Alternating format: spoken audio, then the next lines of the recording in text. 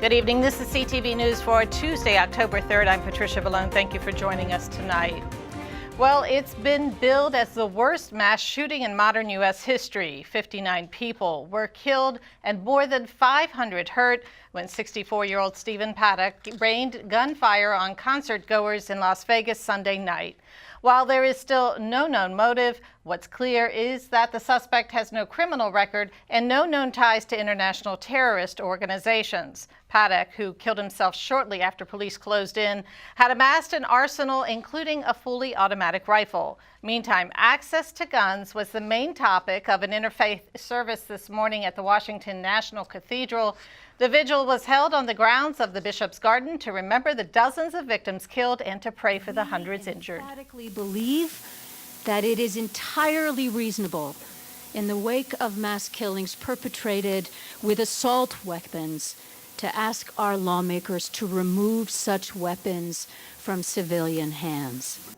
We are tormented by our national failure to address the preventable scourge of gun violence. We are tormented by the price of our failure paid in blood, the blood of men and women and children whose lives were stolen Sunday and are stolen again every day and every night by perpetrators of senseless gun violence across America.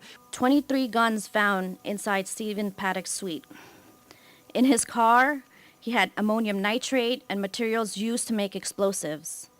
In his home, police found at least 19 firearms, explosives, several thousand rounds of ammunition, and some electronic devices. This was a calculated, thought-out, planned mission. How was he able to acquire over 42 firearms without sounding off any alarms? Because he was just able to do it.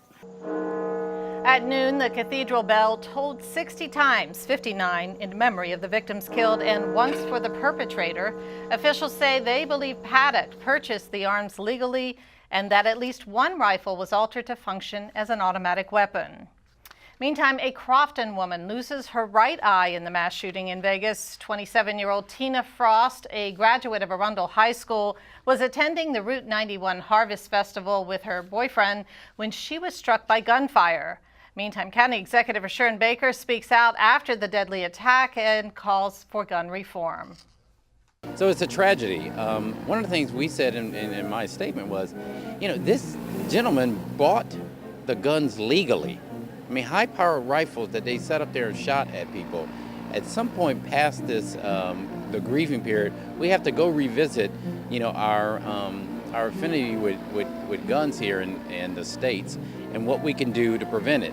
We certainly want to honor the Second Amendment, but there's no reason why somebody needs a high-powered rifle. Even with the response of, and we talked to our public safety people, even coming in on a rapid response to that incident, with a high-powered rifle, you're just not, it's never fast enough, and we've got to figure out how to do something about it. Baker also says that emergency personnel are looking to improve safety procedures at open venues across the county.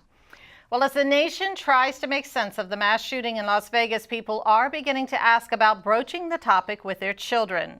Dr. Tanya Sharp of the University of Maryland School of Social Work in Baltimore specializes in offering strategies to parents who want to talk about incidents like Las Vegas with their kids. The key, she says, is talking.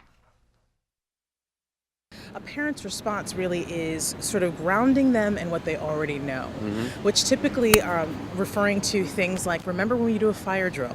Remember when we have a shelter-in-place sort of drill at school? These are things that we've already put in place to keep you safe, so we're going to do all that we can to keep you safe.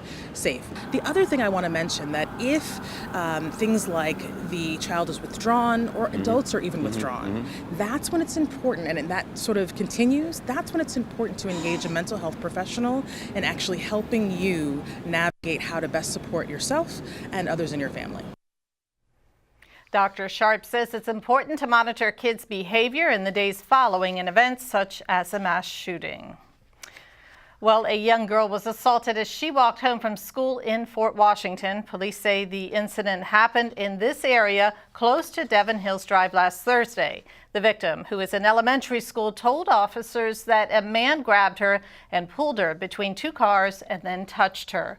She was able to break away and run. We asked Corporal Tyler Hunter if police plan to beef up patrols in the area where the incident happened.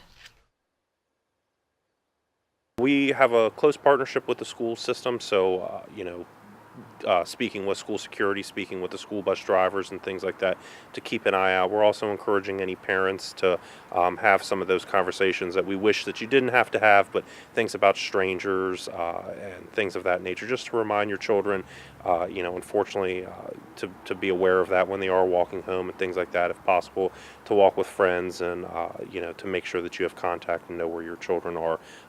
We do have patrols through where bus stops are and things like that. We do, we do have that practice. The suspect is described as a Hispanic man about 5 feet 8 inches tall, weighing 260 pounds, with black hair and a mustache. Anyone with information that could help police catch him is asked to call. Well, Route 210 has reopened after a fatal car accident took place early this morning. Around midnight, a vehicle traveling southbound on the highway struck a guardrail. The driver, who was an adult male, was pronounced dead on the scene.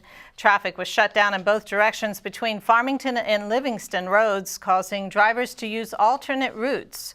Police are still investigating that incident.